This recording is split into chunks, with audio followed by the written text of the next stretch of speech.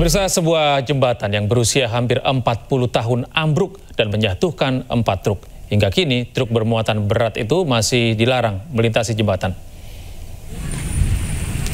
Inilah kondisi jembatan air Lawai yang berusia hampir 40 tahun. Jembatan ini ambruk pada Minggu 29 Juni tengah malam. Saat kejadian, ada 4 truk yang sedang melintas dari arah Lahat menuju Muara Enim serta 1 truk kosong dari arah Muara Enim ke Lahat. Akibat kejadian ini, 2 pengemudi truk terluka dan dirawat di rumah sakit. Sementara arus lalu lintas dialihkan menggunakan jembatan air Lawai A dan sistem buka tutup berlaku. Untuk kendaraan truk, yang terutama truk yang bermuatan besar dan berat, dilarang dulu melintas.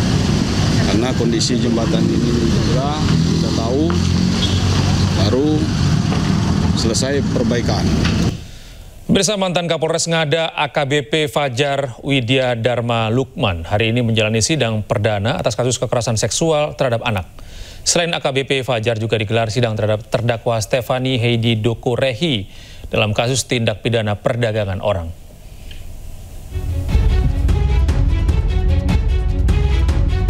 Pengadilan Negeri Kupang, Nusa Tenggara Timur menggelar sidang perdana terhadap terdakwa AKBP Fajar Widya Dharma Lukman di ruang sidang Cakra.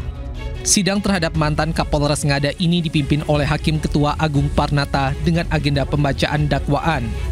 Dalam dakwaan ini, AKBP Fajar didakwa pasal pelindungan anak dan pasal pelecehan seksual terhadap anak. Sedangkan untuk terdakwa Stefani, selain pasal perlindungan anak, juga dijerat pasal tindak pidana perdagangan orang. Untuk hari ini persidangannya adalah untuk pembacaan dakwaan. Nanti dakwaan yang didakwakan untuk baik terdakwa Fajar maupun terdakwa Fani ini dakwaan berbentuk campuran. Ketua Lembaga Pelindungan Anak Nusa Tenggara Timur, Veronica Atta, mengatakan tindakan yang dilakukan mantan Kapolres Ngada ini adalah kejahatan besar.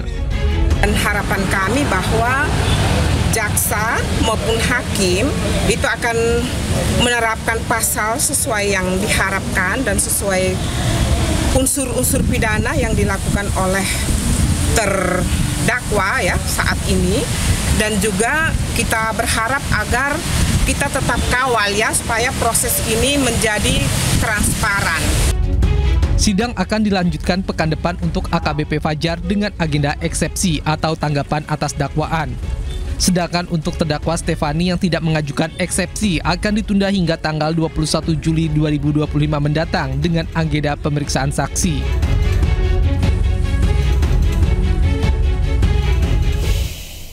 Pemirsa, program pemutihan pajak se-Jawa Barat diperpanjang hingga 30 September 2025.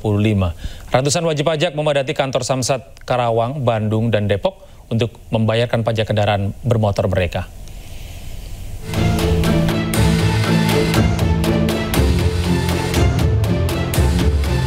Ratusan warga Karawang menyerbu kantor Samsat Karawang, Jawa Barat Senin pagi. Ada perpanjangan program pemutihan pajak kendaraan bermotor membuat para warga berbondong-bondong memanfaatkannya. Program pemutihan pajak yang semestinya berakhir 26 Juni lalu diperpanjang hingga 30 September mendatang. Bahkan wajib pajak yang memiliki tunggakan 1 hingga 20 tahun hanya perlu membayar pajak untuk tahun berjalan saja. Kalau beberapa waktu yang lalu jasara harjanya dibayarkan full sesuai dengan lamanya kita nunggak, hari ini Dirut Jasara Harja memberikan kebijakan untuk warga pemilik kendaraan bermotor bernomor Jawa Barat. Kebijakannya adalah pembayaran iuran jasara harjanya hanya berlaku dilaksanakan 2 tahun, yaitu tahun yang lalu dan tahun ini, tahun berjalan. Kebijakan perpanjangan ini menjadi kesempatan emas bagi wajib pajak yang memiliki tunggakan pajak kendaraan bermotor karena seluruh denda dan tunggakan pokok pajak dihapuskan. Sangat membantu lah buat masyarakat, terutama yang mereka yang benar-benar ada tunggakan besar gitu. Ya kalau bisa mah jangan hanya diperpanjang September, sampai akhir tahun juga nggak apa-apa gitu. Soalnya kasihan masih banyak masyarakat yang di bawah motor-motor yang nggak ke pajak apa gitu. Sebelumnya, program pemutihan pajak dilakukan guna meringankan beban masyarakat sekaligus kepatuhan administrasi kendaraan bermotor. Tim Liputan iNews melaporkan.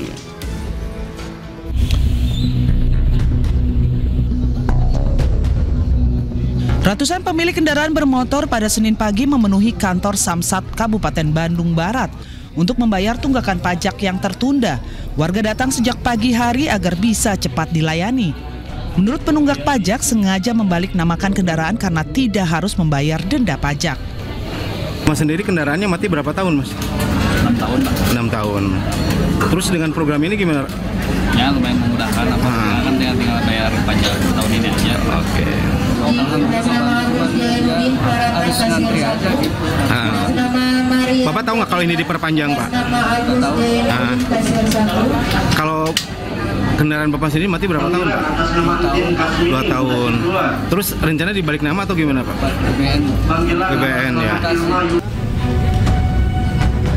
Di Samsat Depok, Jawa Barat, antrian pemohon pengurusan pajak dan surat kendaraan masih terpantau ramai. Antrian kendaraan yang hendak cek fisik guna mengurus pajak dan surat kendaraan masih terpantau ramai. Banyak warga yang memanfaatkan program ini untuk balik nama kendaraan, mutasi wilayah, dan menghidupkan pajak yang mati. Beberapa program inilah yang banyak dimanfaatkan oleh masyarakat, di mana balik nama bisa gratis. Mutasi wilayah mendapatkan bonus gratis pajak di tahun awal, dan pajak yang mati cukup hanya membayar pajak di tahun yang berjalan saja. Balik nama sih, cuma bukan pindah balik nama, pindah alamat doang. Pindah alamat ya? Iya, tapi masih Depok. Ya, merasa terbantu ya, Bang? Sangat membantu. Program pemutihan pajak di Jawa Barat sendiri akan berlangsung hingga 30 September mendatang. Dari Depok dan Kabupaten Bandung, Jawa Barat, Iyung Rizky dan Yuwono, iNews melaporkan. Beralih ke informasi lain, pemirsa, baru saja bebas menjalani hukuman kasus suap dan gratifikasi. Mantan Sekretaris Mahkamah Agung Nur Hadi Abdurrahman kembali ditangkap KPK. Penangkapan kali ini diduga untuk kasus dugaan tindak pidana pencucian uang. Untuk kedua kalinya, mantan Sekretaris MA Nur Hadi Abdurrahman ditangkap KPK atas dugaan tindak pidana pencucian uang. Nur Hadi ditangkap tim penyidik KPK di Lapas Sukamiskin Bandung pada Minggu dini hari. Sebelumnya Nur Hadi pernah mendekam selama 6 tahun di Lapas Sukamiskin Bandung. Ia dipenjara terkait kasus suap dan gratifikasi. Baru saja bebas, Nur Hadi kembali harus mendekam di lapas yang sama. KPK melakukan penangkapan dan kemudian dilakukan penahanan kepada saudara NHD ya di Lapas Sukamiskin. Penangkapan dan penahanan tersebut terkait dengan dugaan tindak pidana pencucian uang ya di lingkungan MA. Itu kapan? Itu pada Minggu dini hari. Tadi malam berarti ya? Kemarin, pada malam ya. Israel kembali melancarkan serangan ke sejumlah titik di kota Gaza, Palestina. Salah satu lokasi serangan yakni wilayah Zaitun, kota Gaza. Informasinya sesaat lagi.